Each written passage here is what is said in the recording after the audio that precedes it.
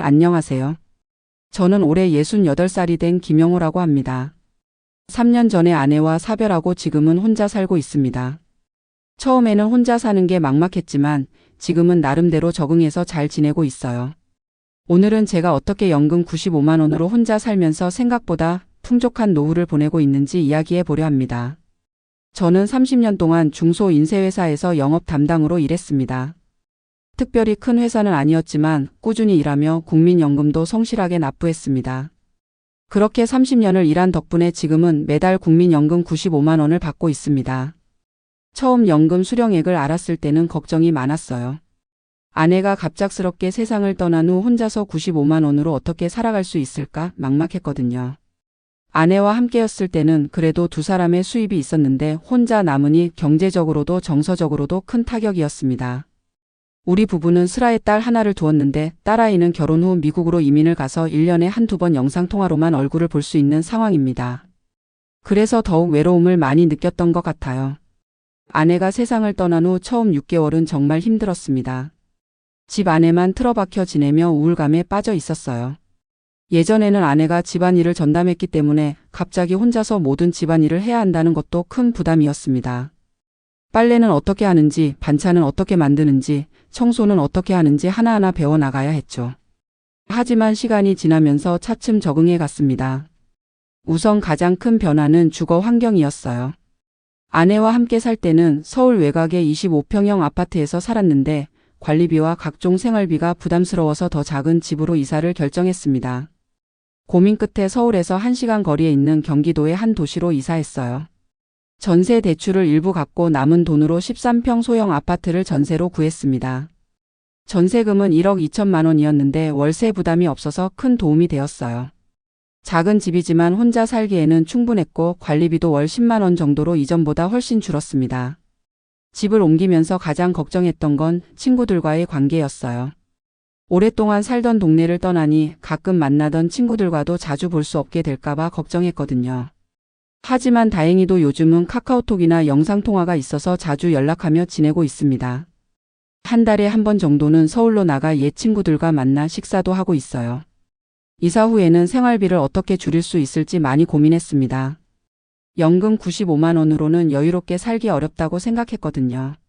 하지만 놀랍게도 혼자 살다 보니 생각보다 많은 비용이 절약되더라고요. 우선 식비가 크게 줄었습니다. 아내와 함께 살 때는 두 사람 식사 준비하느라 한 달에 60만 원 정도 썼는데 혼자서는 월 30만 원 정도면 충분했어요. 작은 냉장고 하나로도 충분해서 전기세도 절약되었고 물 사용량도 줄어 수도세도 적게 나왔습니다. 그리고 제가 직접 요리하는 법을 배우면서 외식 횟수도 많이 줄었어요. 유튜브를 보며 간단한 요리법을 배웠는데 생각보다 재미있더라고요. 특히 된장찌개, 김치찌개 같은 국물 요리는 이제 제법 솜씨가 늘었습니다. 일주일에 한두 번 시장에 가서 신선한 재료를 사다가 요리하는 게 이제는 취미가 되었어요. 또 하나 큰 변화는 취미생활을 찾게 된 것입니다. 아내가 세상을 떠난 후 집에만 있으니 우울함이 더 심해져서 밖으로 나가야겠다고 결심했어요. 동네 복지관에 가입해서 다양한 프로그램에 참여하기 시작했습니다. 처음에는 어색했지만 서서히 새로운 친구들을 사귀게 되었고 지금은 일주일에 3번 복지관에 나가 노래교실, 스마트폰 교실 그리고 건강체조 수업을 듣고 있습니다. 모두 무료이거나 월 1만 원 정도의 저렴한 비용으로 이용할 수 있어 큰 부담이 없었어요. 복지관에서 만난 동네 친구들과는 가끔 인근 공원으로 산책을 가기도 합니다. 운동을 하니 건강도 좋아지고 마음도 편안해지더라고요. 특히 아침 일찍 일어나 동네 한 바퀴를 도는 것이 일상이 되었습니다. 처음에는 10분만 걸어도 숨이 찼는데 지금은 40분 정도는 거뜬히 걸을 수 있게 되었어요. 덕분에 혈압도 안정되고 체중도 조금 줄었습니다. 또 다른 변화는 작은 일자리를 구한 것입니다. 연금만으로도 기본적인 생활은 가능했지만 조금 더 여유롭게 살고 싶었고 무엇보다 사회와 단절되지 않기 위해 일을 찾았어요. 복지관을 통해 주 12시간 일할 수 있는 아파트 택배 관리 일을 구했습니다. 매일 2시간씩 오전에만 일하기 때문에 체력적으로도 부담이 없었어요. 택배가 도착하면 분류하고 입주민들에게 연락하는 간단한 일이었습니다. 월급은 48만 원 정도로 크지 않았지만 이 돈은 모두 용돈으로 사용할 수 있어 큰 도움이 되었어요. 이렇게 연금 95만 원과 파트타임 일로 버는 48만 원을 합쳐 월 143만 원의 수입이 생겼습니다. 여기에 아내와 함께 들었던 적금이 만기되어 받은 1,000만 원을 은행에 예금해두고 이자로 매달 조금씩 보태고 있어요. 이렇게 소소하게 모은 돈으로 1년에 한 번 정도는 국내 여행도 다녀오고 있습니다.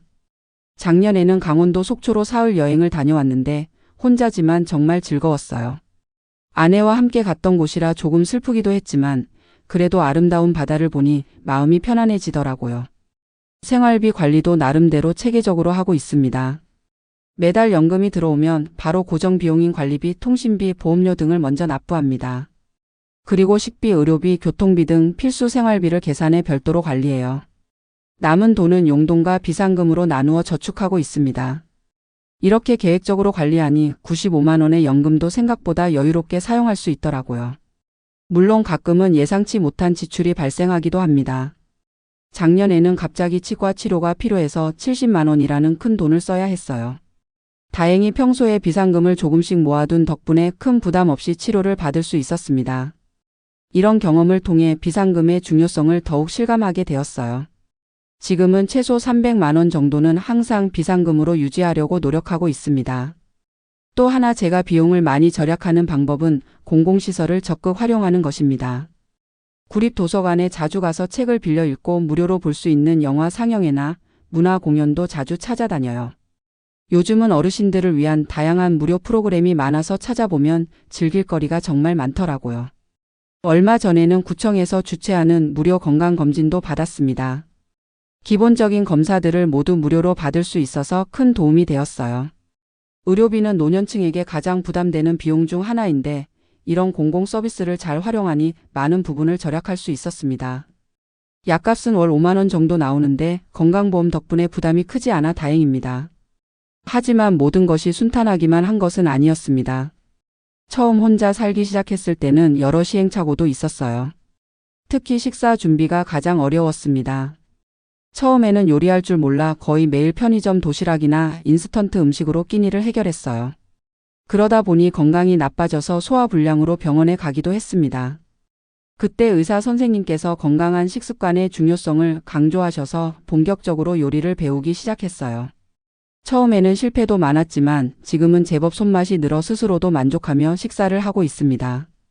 또 하나 어려웠던 점은 외로움을 견디는 일이었습니다. 함께 살던 사람이 갑자기 사라지니 적응하기가 정말 힘들었어요.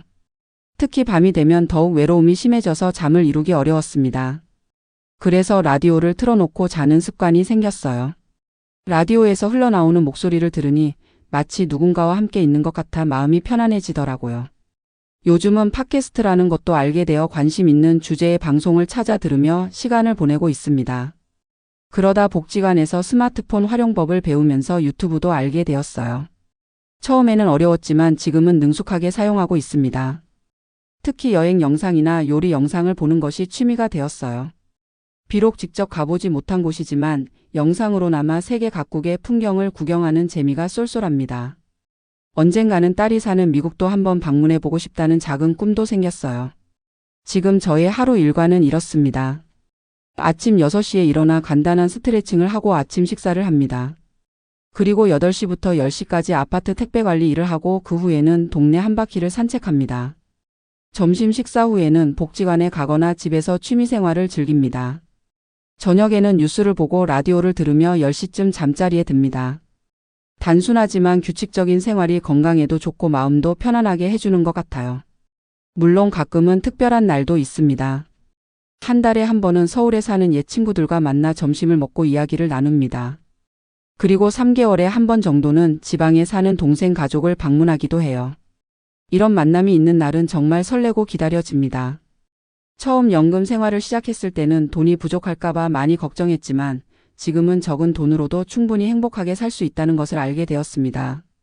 물론 95만 원이 넉넉한 액수는 아니지만 소박하게 살면 충분히 풍족한 마음으로 지낼 수 있더라고요.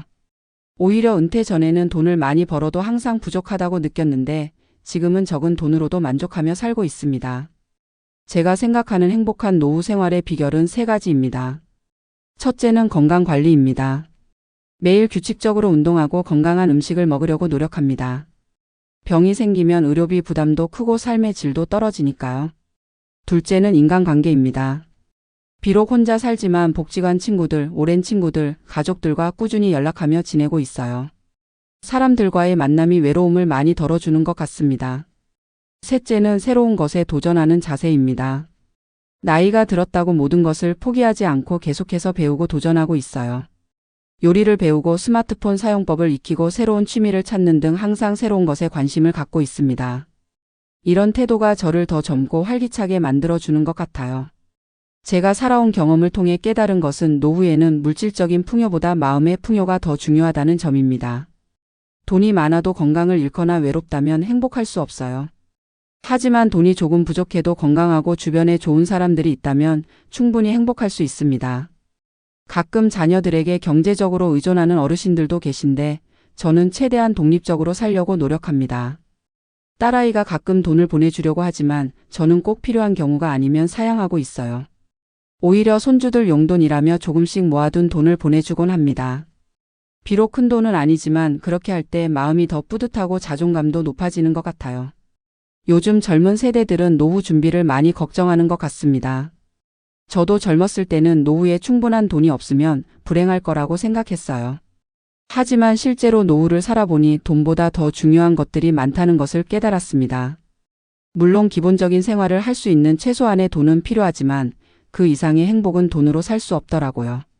건강, 인간관계, 취미생활, 긍정적인 마음가짐 같은 것들이 진정한 행복을 가져다 준다고 생각합니다. 제 이야기가 노후를 준비하는 분들이나 현재 은퇴 생활을 하고 계신 분들에게 조금이나마 도움이 되었으면 좋겠습니다. 95만 원이라는 연금이 결코 많은 금액은 아니지만 지혜롭게 사용하고 소박한 행복을 찾는다면 충분히 풍족한 노후를 보낼 수 있다는 것을 말씀드리고 싶어요. 마지막으로 노년의 삶에서 가장 중요한 것은 자신의 삶에 감사하는 마음이라고 생각합니다. 매일 아침 눈을 뜨면 오늘 하루도 건강하게 살 수 있음에 감사하고 작은 행복에도 기뻐하는 마음을 가지려고 노력합니다. 그런 마음가짐이 있으면 적은 연금으로도 충분히 행복하게 살 수 있다고 믿습니다. 제 이야기를 들어주셔서 감사합니다. 여러분의 노후도 행복하고 건강하기를 진심으로 바랍니다.